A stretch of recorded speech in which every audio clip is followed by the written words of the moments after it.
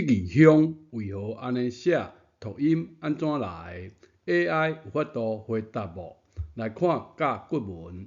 中央有一坑饭桶，阁有2人对向跪坐。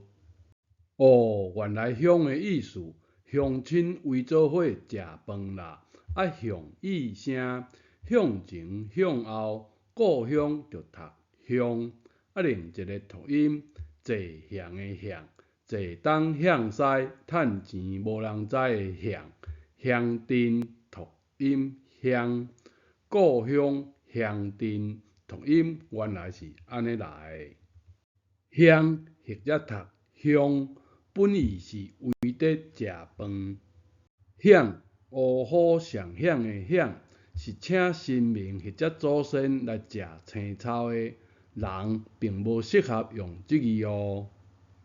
享是买斗仔拜公妈，享时台语定用词哦，意思是进前的某时阵，教育部乱教的享时有乱写无？会晓袂？会了吗？台语字学会晓袂？古早袂晓写字的人，拢会晓读会晓这个词。现代教育部却无记录的词。为何拜公妈的享，阁有知晓的意思？因为老子《道德经》有写啊。子孙祭祀不辍，修之心，积德乃真。子孙就爱祭祀啊，人袂使忘本啊。